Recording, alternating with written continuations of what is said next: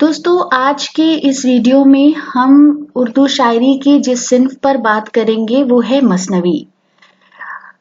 مثنوی اردو کی تمام اصناف میں اپنا ایک منفرد مقام رکھتی ہے۔ اس میں قصیدے کی شان و شوکت، مرثیے کا رنج و علم، غزل کی نزاکت، نفاست اور سوز و گداز، یہ سب کچھ مثنوی میں پایا جاتا ہے۔ تو آج کے اس ویڈیو میں ہم ایک نظر ڈالیں گے مثنوی کی تاریخ یا اتہاس پر، اور کون کون سے شاعر ہیں جو مثنوی گو ہیں، اور اردو کی سب سے مقبول اور مشہور مثنویاں کون کون سی ہیں۔ تو ہم سب سے پہلے یہ جاننے کی کوشش کریں گے کہ مثنوی ہے کیا۔ تو ہم اس طرح سے کہہ سکتے ہیں کہ مثنوی نظم کی وہ شکل ہے جس میں ہر شعر کے دونوں مصرے مقفع ہوں اور ہر شعر کے دونوں مصروں کے قافیے الگ الگ ہوں۔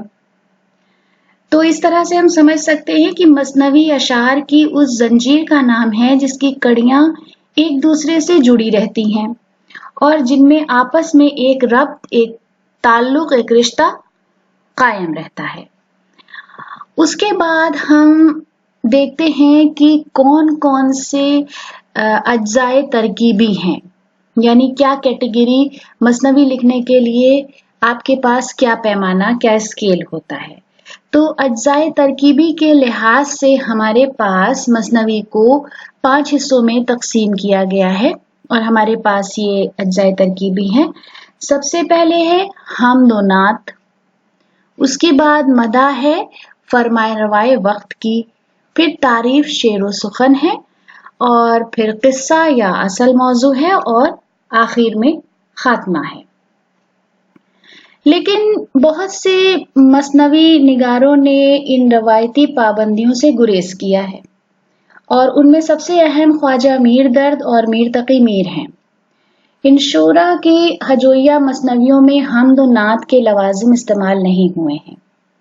عام طور پر شاعر مثنوی میں نفس قصہ اور موضوع پر زیادہ توجہ دیتے ہیں۔ تو اب ہم سب سے اہم جو بات ہے وہ یہ ہے کہ مثنویوں کے موضوعات کیا ہو سکتے ہیں، یا کون کون سی اقسام ہیں جو مثنویوں میں استعمال ہوتی ہیں۔ تو مثنوی کی اقسام کو ہم اس طرح سے کیٹیگری میں یا زمرے میں رکھ سکتے ہیں کہ رزمی مضامین، بزمی مضامین، حکمت آموز مضامین، تصوف آموز مضامین اور متفرق مضامین۔ تو اس میں ہر قسم کے مضامین یا واقعات جیسے اخلاقی، سیاسی، رومانی اور مذہبی موضوعات نظم کرنے کی پوری گنجائش رہتی ہے۔ مثنوی رزمیہ اور بزمیہ دونوں اقسام ہمارے سامنے پیش کرتی ہے، اور جہاں تک مثنوی کے مضامین اور موضوعات کا تعلق ہے تو یہ پہلے ہی عرض کیا جا چکا ہے کہ اس کا میدان بہت وسیع ہے۔ تصوف، صوفی روایت، مذہبی روایات، اخلاقیات، محبت و عشق، دنیا کی مارکہ خیزی، رسومات شادی سے لے کر ما فوق الفطری عناصر تک کے قصے اس میں موضوع بن چکے ہیں۔ اب ایک نظر ڈالتے ہیں مثنوی کے ارتقاء پر، یعنی مثنوی کی شروعات کہاں سے ہوئی۔ تو عام طور پہ اردو زبان کو دکن میں بہت فروغ ملا تھا، تو مثنوی کی شروعات بھی دکن سے ہی ہوئی، اور بلکہ شمالی اور جنوبی ہندوستان میں دونوں جگہ شروعات سے ہی مثنوی نگاری کا چلن دکھائی دیتا ہے۔ اس ابتدائی رجحان میں مثنویوں کے موضوع میں اسرار اور تصوف یعنی رہس اور عشق حقیقی کے رنگ غالب ہیں، اور دکن کی اہم مثنویوں میں جو ابھی ہمارے سامنے آتی ہیں وہ کچھ اس طرح ہے کہ میراجی شمس العشاق کی شہادت الحقیقت، خوشنامہ، نظامی کی قدم راؤ پدم راؤ، سید شاہ اشرف بیابانی کی نونہار، برہان الدین جانم کی ارشاد نامہ، وسیعت الہادی، حجت البقاء، نسیم الکلام، منفات الکلام، ملا وجہی کی قطب مشتری، غواسی کی سیف الملوک و بدیع الجمال، مقیمی کی بوستان خیال، اور لکشمی نارائن شفیق کی تصویر جانا۔ इन तमाम मसनवियों के नाम काबिल ज़िक्र हैं और ये तमाम मसनवियाँ 9वीं सदी हिजरी से लेकर 11वीं सदी हिजरी के बीच लिखी गई थीं। बेशतर के लबो लहजे में एक खुरदुरापन सा है और उसकी वजह यह है कि उर्दू ज़बान खुद भी इब्तिदाई मराहल तय कर रही थी।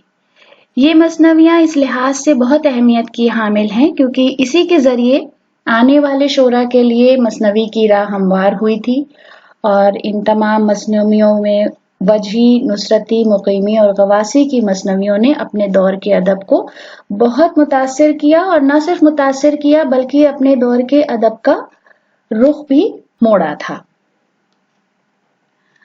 अब हम आते हैं शुमाली हिंदुस्तान की अहम मसनवियों की तरफ।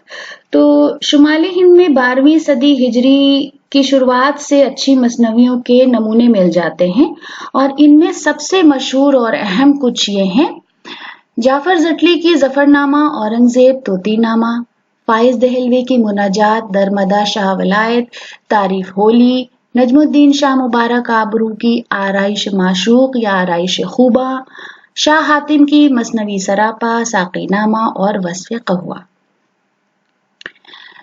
सौदा की किस्सा पिसर शीशा गरो जरगर, मीर तकी मीर की दरियाए इश्क, शोलाए इश्क, मामलाते इश्क, मिर्जा शौक लखनवी की फरेबे इश्क, जहरे इश्क, बहार इश्क, मीर हसन की सहरुल बयान और दया शंकर नसीम की गुलजारे नसीम। ये तमाम मसनवियाँ फनी एतबार से बहुत अहम हैं उर्दू अदब की तारीख में। और मीर और सौदा ने कई और भी मसनवियाँ लिखी हैं। ये मसनवियाँ इस लिहाज से काफ़ी अहमियत की हामिल हैं कि इनमें ज़बान व बयान और लब व लहजे की लग़ज़िश और खुरदुरापन बिल्कुल नहीं है। इन दोनों ने अपनी मसनवियों में हजो और मदह के अलावा शिकारनामे और इश्किया किस्सों को तरजीह दी है, मगर सौदा के मुकाबले इश्किया मसनवियों में मीर अपने दर्द व असर की वजह से ज़्यादा कामयाब रहे हैं। इस ज़ुमरे में मीर असर देहलवी की ख्वाब ख्याल को भी खारिज नहीं किया जा सकता। हुस्न इश्क के रवायती प्लॉट के साथ ये मसनवी सरापा निगारी और जज्बात निगारी का भी एक बेहतरीन नमूना है। ज़बान की सादगी और शगुफ्तगी मसनवी का जुज़ है। इसके अलावा मुसफ़ी, इंशा और नवाब वाजिद अली शाह अख्तर की मसनवियाँ भी अहम हैं, मगर जो शोहरत और अज़मत मीर हसन की सहरुल बयान को नसीब हुई वो संगे मील की हैसियत रखती है उर्दू अदब की तारीख में। इस मसनवी के किस्से के एतबार से कुछ नयापन नहीं है। अलग अलग किस्सों का एक तसलसल बनाकर नज्म की सूरत में पेश किया गया है, मगर ये मसनवी अपनी किरदार निगारी, जज्बात निगारी और मंजर कशी की बदौलत अपनी मिसाल आप है। ज़बान की सादगी, मुहावरात का बरमहल इस्तेमाल, तहजीबी इख्तियारों और देवमालाई अनासिर ने इसमें गज़ब का हुस्न पैदा कर दिया है। ये मीर हसन का कमाल था कि उन्होंने एक पुराने फरसुदा किस्से में अपनी खुशउस्लूबी और ज़हानत का रंग भरकर अपने अहद की धड़कनों से उसे जिंदा व जावेद बना दिया। इसमें उस जमाने के रस्म व रिवाज, तहजीब, तमद्दुन, रहन सहन, लिबास, जेवर वगैरह का तफसीली बयान मिलता है। गरज के उनके बनाए कैनवास में उस अहद की परछाइयां साफ दिखाई देती हैं। इस मसनवी में जज्बात निगारी को बहुत उभारा गया है। आपके लिए हमने इस मसनवी का एक छोटा सा हिस्सा इस वीडियो में रखा है ताकि आपको एक अंदाजा हो सके, और इसमें उस वक्त का बयान है कि जब शहजादा गायब हो जाता है। अगर आप पढ़ना चाहते हैं तो सहरुल बयान को जरूर पढ़ें। तो जब शहजादा गायब हो जाता है और लोगों को पता चलता है उसके गायब होने का किस्सा। गमज़दों का बयान। यहाँ का तो किस्सा मैं छोड़ा यहाँ, जरा अब सुनो गमज़दों का बयान। खुली आंख एक की वहां कहीं तो देखा कि वो शहजादा नहीं, न है वो पलंग और ना वो माहरू, ना वो गुल है उस जा ना वो उसकी बू। कोई देख ये हाल रोने लगी, कोई गम से जी अपना खोने लगी।